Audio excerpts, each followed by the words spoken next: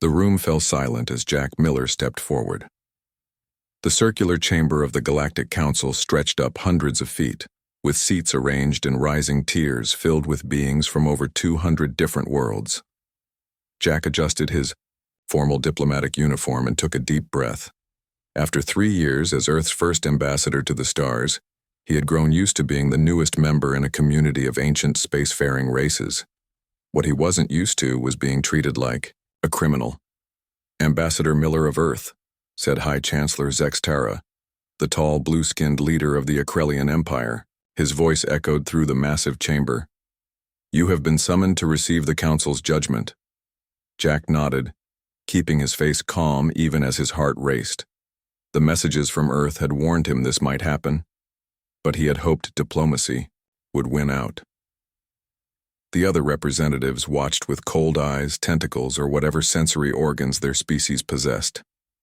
Jack noticed only 3 friendly faces among the crowd: the furry bear-like Taurans, the crystalline Vexishaw, and, surprisingly, the shadowy figures of the ancient Kartoth who rarely attended council meetings.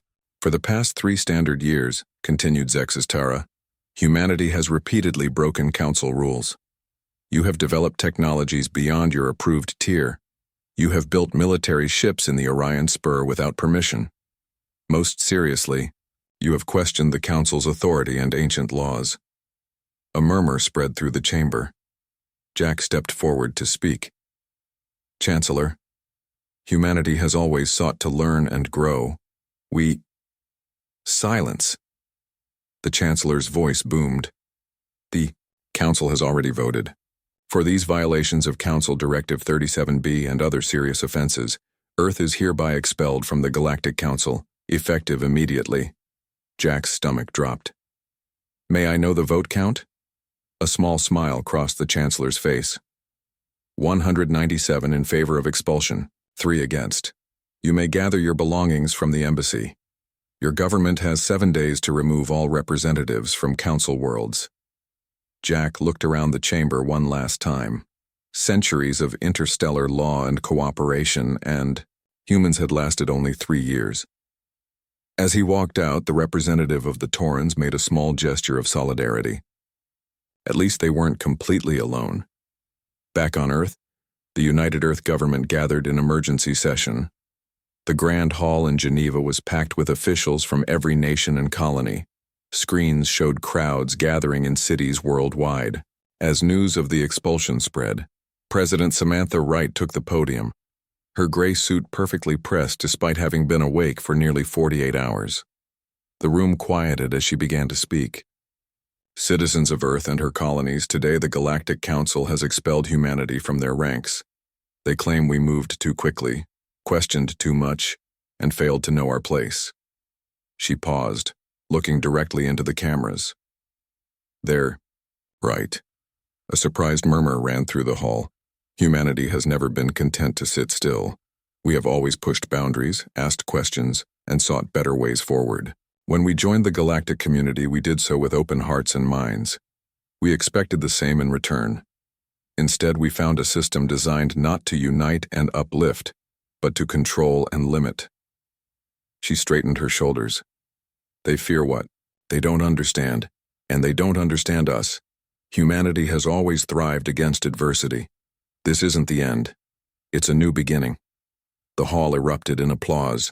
When it settled, the president nodded to a man in a Navy uniform at the side of the stage. "Admiral Paul Grant will now brief us on the security situation." The admiral was a broad-shouldered man with dark skin and close-cropped gray hair. His voice was deep and steady.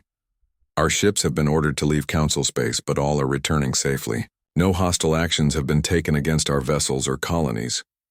He clicked a button and a star map appeared behind him. "Our intelligence suggests the true reason for our expulsion isn't the stated violations, which were minor at best. The Council, particularly the Acrelian Empire, has grown concerned with how quickly humans have adapted to interstellar technology." He highlighted several areas on the map. "We've accomplished in decades what took most species centuries. More importantly, we've begun to question the development limitation protocols that restrict what technologies species can research and deploy. A woman with short blonde hair stepped forward from the side of the stage. "Lieutenant Kate Powell, Intelligence Division," she said. "My team has been analyzing Council archives since we first gained access. We've discovered something interesting." She brought up ancient text on the screen. "These laws restricting technological development aren't original to the Council.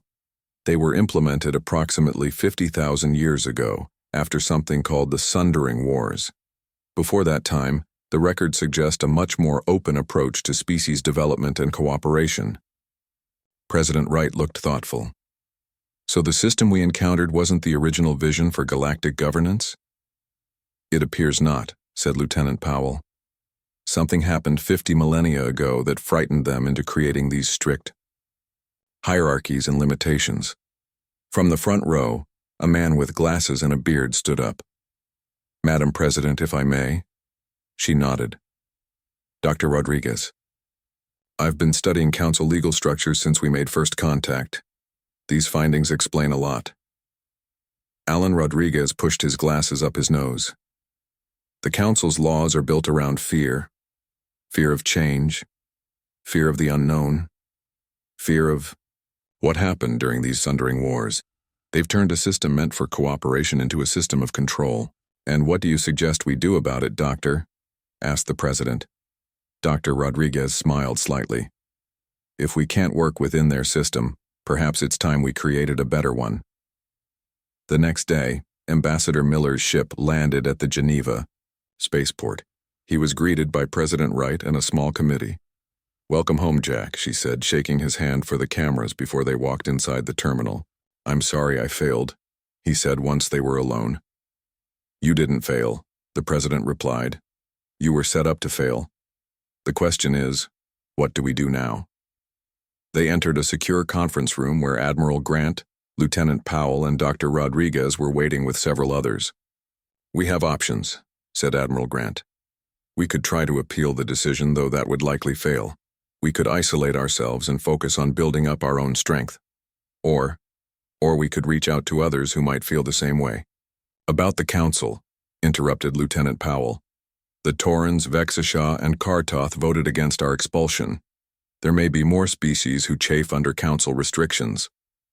Dr. Rodriguez nodded eagerly. "The Council maintains power through a rigid system of laws that benefit the oldest species. But what if we offered an alternative? A system based on equality, mutual benefit, and technological freedom?"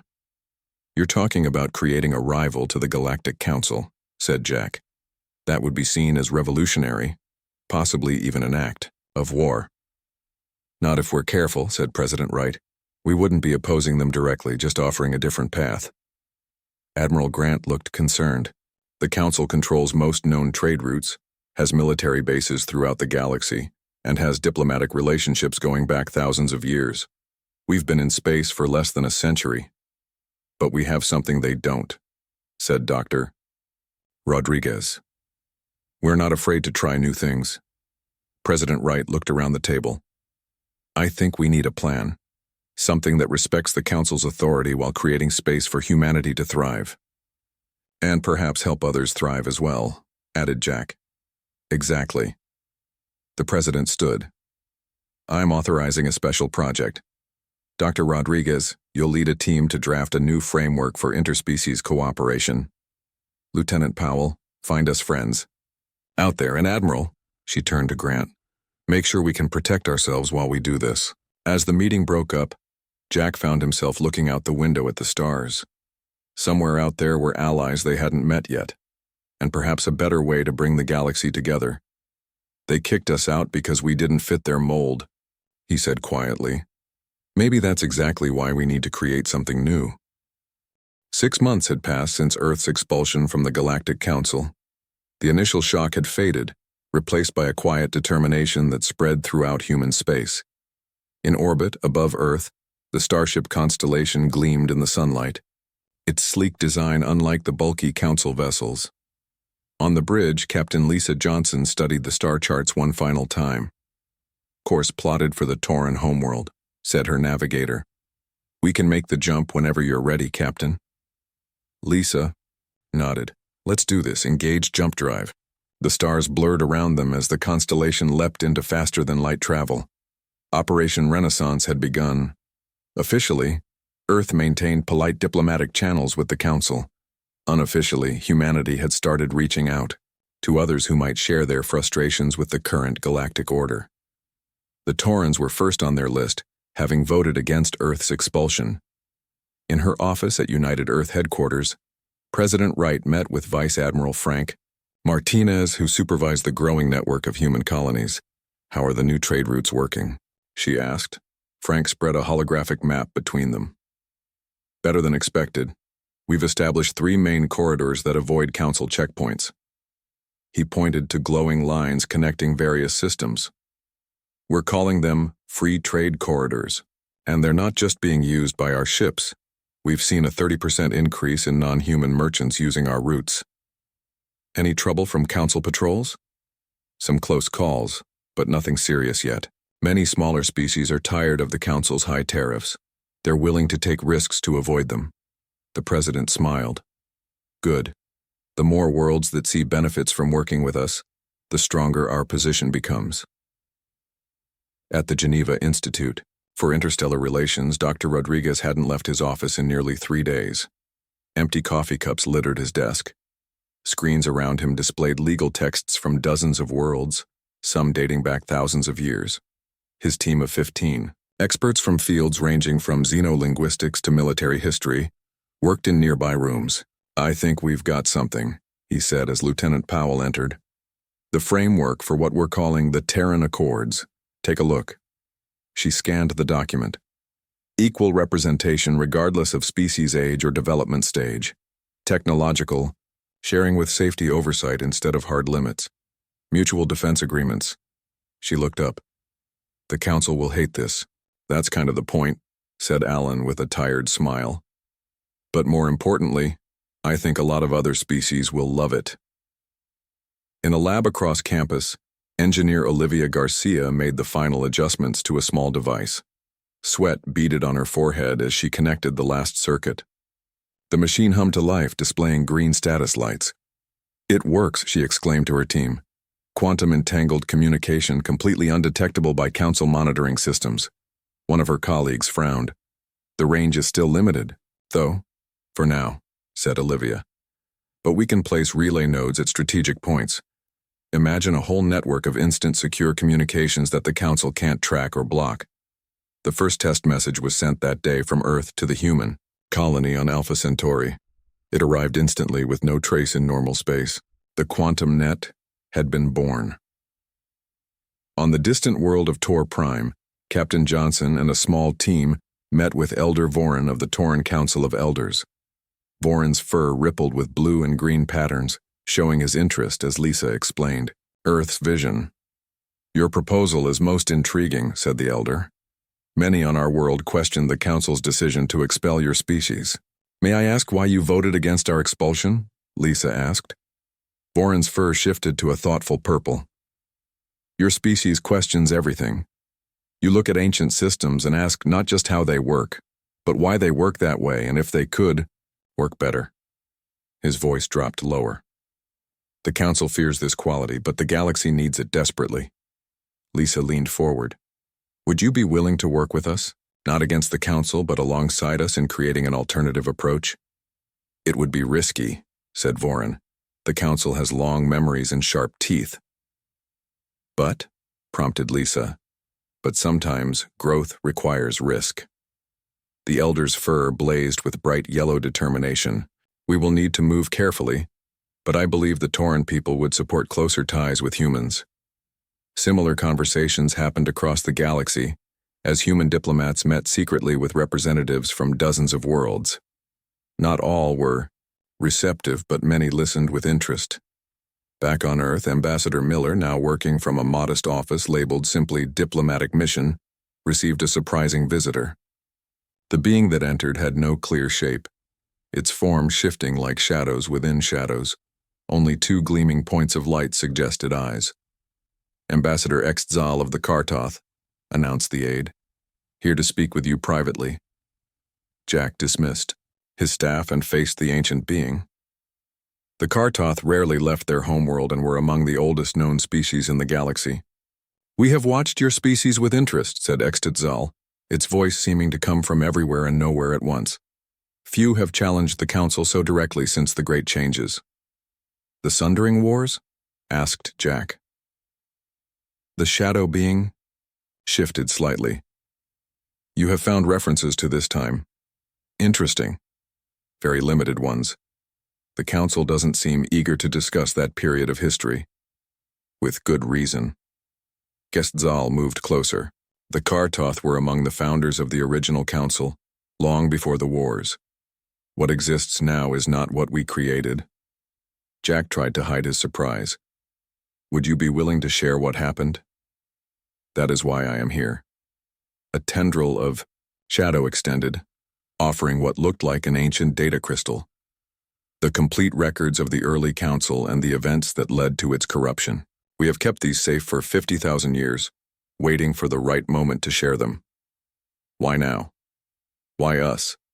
Jack asked, carefully taking the crystal. "Because you still ask questions.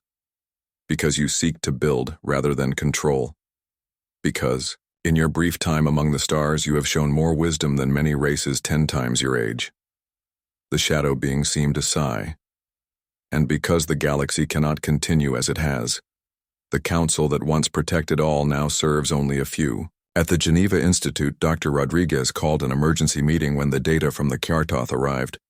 His hands shook as he loaded the crystal into their systems.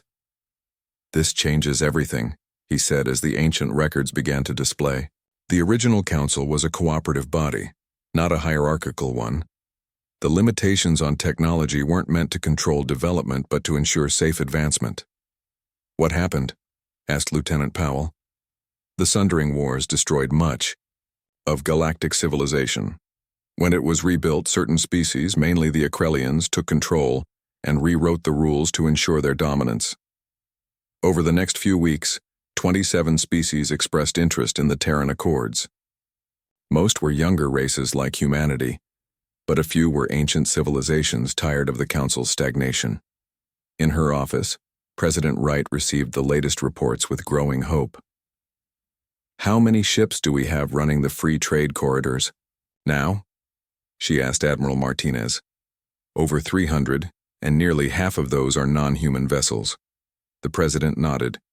"And Dr. Rodriguez's Terran Accords?" "Ready for formal presentation. The quantum net has been extended to all major human settlements and the homeworlds of our closest allies." Samantha Wright looked out her window at the night sky. "Then I think it's time for the next phase. Send word to all our contacts. In 1 month, we'll host the first meeting of what we're calling the Free Alliance. It's time to show the galaxy there's another way forward." Across the stars, messages traveled through the quantum net, invisible to Council sensors. A new network was forming, one built on cooperation rather than control, and at its heart was a species that had been in space for less than a century, but was already reshaping the rules of a civilization 50,000 years old. The humans had been kicked out of the Council. Now they were writing their own laws. And much of the galaxy was ready to follow. 1 year had passed since Earth's expulsion from the Galactic Council. What began as a quiet initiative had grown into a movement that shook the foundations of galactic politics. 17 species had formally signed the Terran Accords, creating what the media called the Human Coalition, though humans insisted on calling it the Free Alliance. On the Council capital world of Centauri Prime, High Chancellor Zexitara paced angrily before the emergency session. The once unified Council chamber now showed clear divisions, with nearly a third of the seats empty, as representatives boycotted the meeting. "This human rebellion must be crushed immediately," Zexitara declared. "They mock our ancient laws and steal our member worlds." Representative Maltek of the Valari, a slender being with iridescent skin, stood in opposition. "Perhaps we should consider why so many worlds find their ideas appealing. The economic sanctions we imposed have only pushed more systems toward their alliance." The chamber erupted in arguments. Council approval ratings had fallen to historic lows, as citizens across dozens of worlds saw the benefits alliance members enjoyed technological sharing, reduced trade barriers and mutual defense against pirates plaguing the Outer Rim. In a distant sector of space, Captain Lisa Johnson and the Constellation received an urgent message. A council world called Nexus III was under attack by the notorious Krell Dominion, raiders that had terrorized the Outer Rim for decades. The council military response was delayed by bureaucratic approvals and jurisdictional disputes. "How long, until we can reach Nexus III?" Lisa asked her navigation officer. 3 hours at maximum speed, Captain." Lisa nodded. "Make it happen. Alert medical to prepare for casualties and tell security to ready defense teams." She opened a channel to Earth. "Admiral Grant, we've received a distress call from Nexus III. They're a council world, but the Krell Dominion is attacking civilian targets. Request permission to respond." Admiral Grant's face looked grim on the screen. "The council might see this as interference in their territory." "People are dying, sir." A moment of silence passed before Grant nodded. "Permission granted, Captain. Show them what the Alliance stands for." When the Constellation arrived at Nexus III, the situation was dire. Krell raiders had already destroyed the orbital defense station and were targeting population centers. Without waiting for local permission, Lisa deployed her ship's defensive systems and launched rescue shuttles to evacuate civilians.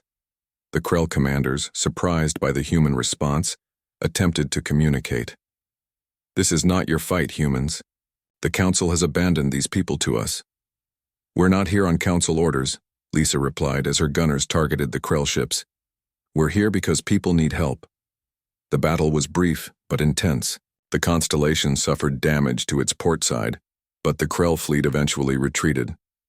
As medical teams helped the wounded and engineering crews assisted with repairs to critical infrastructure, the people of Nexus III watched in amazement. "Why? Did you help us?"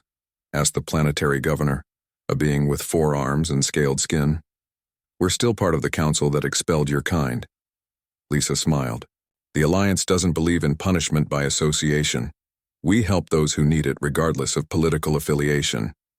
News of the human response spread quickly across the sector, carried by both official channels and personal communications. The story resonated particularly strongly because the Council fleet had still not arrived, 3 days after the initial distress call. On Centauri Prime, the Council fracture deepened. Representative Maltek now openly led a reform faction that questioned the leadership of Chancellor Zexitara. "For 50,000 years, we have followed laws that were meant to protect us from another sundering," Maltek declared in a public address. "But we have forgotten why those laws existed in the first place. Instead of protection, they have become chains." In response, Zexitara ordered the Council Guard to monitor suspected Alliance sympathizers. "Any who betray Council principles will be removed from their positions," he warned. On Earth, Dr. Rodriguez and his team completed their analysis of the pre-sundering legal documents provided by the Kartoth. The findings were even more significant than they had first appeared. The original Galactic Charter emphasized cooperation and advancement rather than control and limitation, Dr. Rodriguez explained to the Alliance Leadership Council. According to these records, the Council was created to share knowledge and resources, not restrict them. President Wright studied the ancient text. "Can we verify these are authentic?" "The Kartoth provided quantum authentication signatures," Lieutenant Powell said. "These are the real records of the original Council, before the Akrelians rewrote history after the Sundering Wars." Jack Miller looked thoughtful. "We need to share this information galaxy-wide." "The Council controls most communication networks," Admiral Grant reminded them. Engineer Olivia Garcia smiled. "Not anymore. The quantum net now extends to 37 major systems, and we've developed a way to temporarily tap into the Council's own communication relays." "Is that legal?" asked the President. "According to the original charter, yes," said Dr. Rodriguez.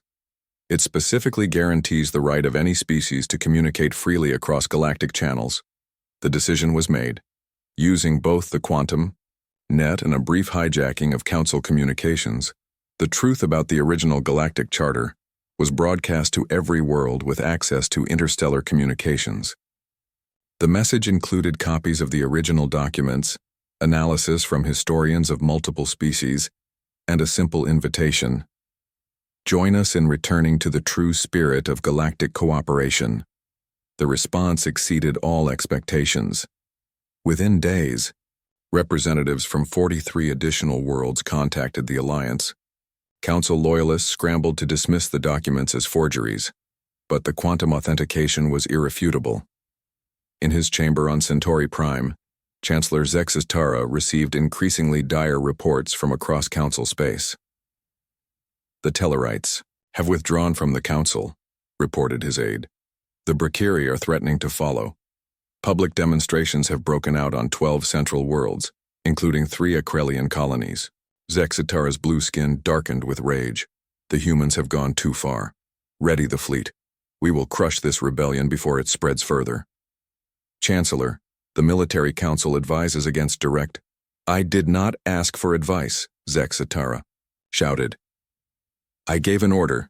The Akrelian Empire led the Council before these upstart humans crawled out of their caves. We will not be challenged by them now. Across the galaxy, Council military vessels were recalled from their patrols and gathered into strike forces. Their target, Earth and the core Alliance worlds. When Alliance intelligence detected the fleet movements, Admiral Grant immediately deployed Earth's defense fleet to the border regions. But rather than preparing simply for battle, he opened a deep, direct channel to the approaching Council fleet. This is Admiral Paul Grant of the United Earth Defense Force. I am reaching out to whoever commands the Council forces. His message was broadcast on all frequencies. We don't seek conflict. There has been enough division in our galaxy. Join us in creating something better than what came before. For 3 tense days, the fleets faced each other across the border of Alliance space. Weapons were charged, shields raised, and pilots sat ready in their fighters. One wrong move could trigger a war that would dwarf the Sundering. Then, something unexpected happened. A ship from the Council fleet broke formation and moved into the neutral zone between the opposing forces. Then another followed. And another. Admiral, called a communications officer. We're receiving a transmission from the Council flagship. On the screen appeared not Chancellor Zexitara, but Representative Maltek of the Volari. Behind him stood officers from a dozen different species.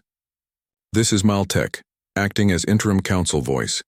Chancellor Zexitara has been removed from command following a vote of no confidence. The slender alien straightened to his full height. We have reviewed your broadcast regarding the original charter. We wish to discuss terms for reunification, not to bring you back into the old council, but to build something new together. Admiral Grant smiled. I believe we have much to discuss.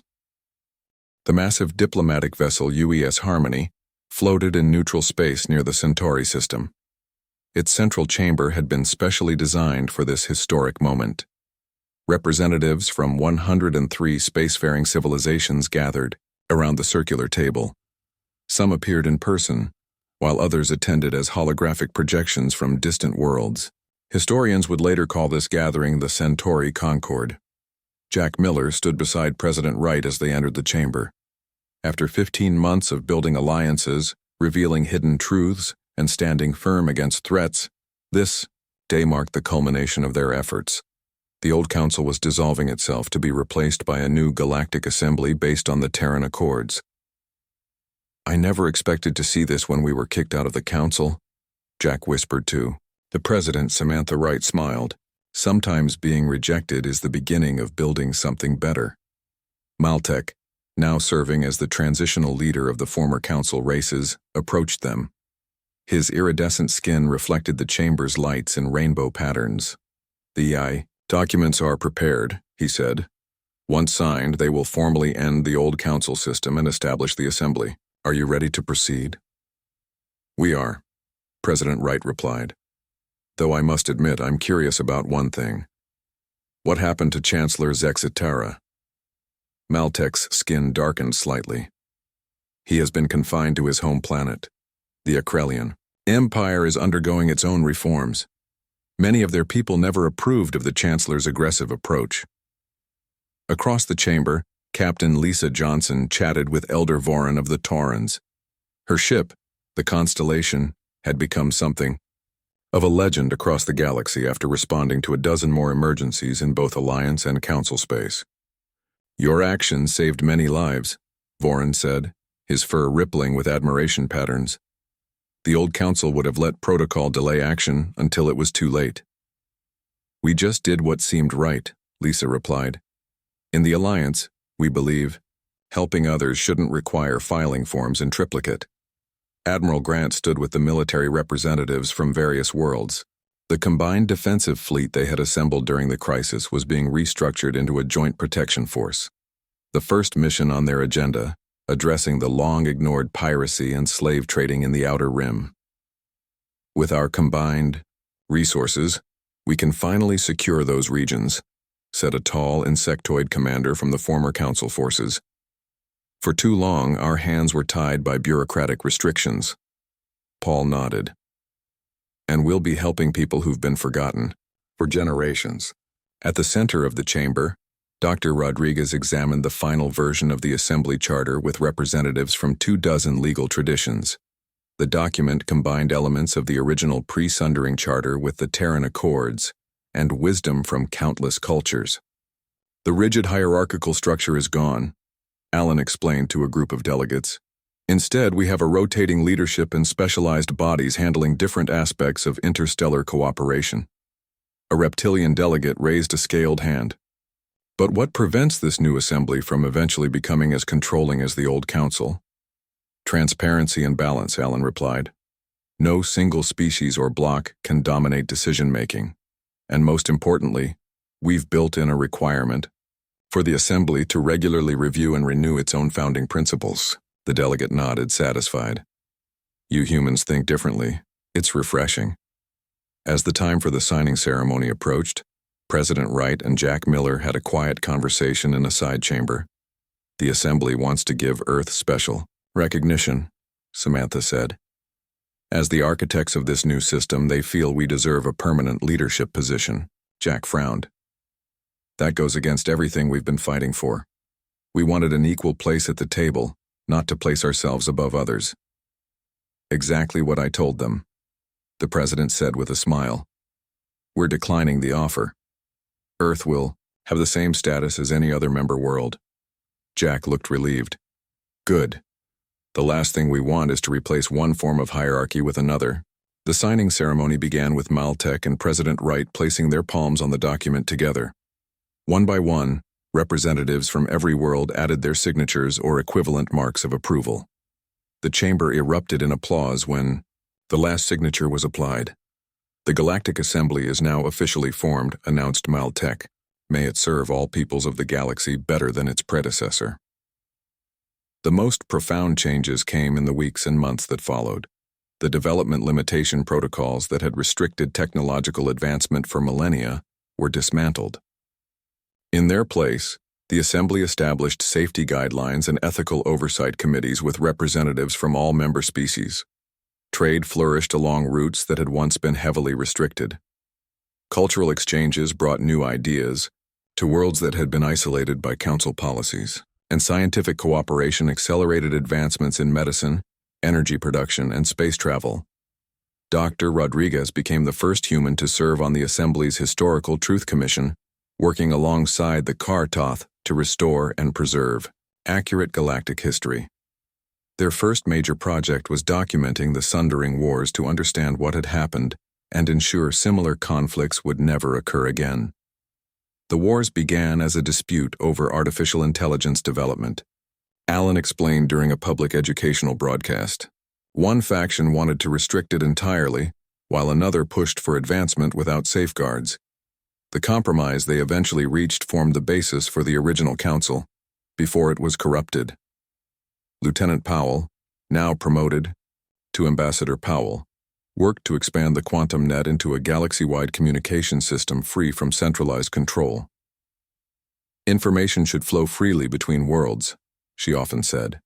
"Secrets and restrictions only breed distrust." Engineer Olivia Garcia led a cooperative effort to develop new propulsion technologies that made interstellar travel faster and more efficient.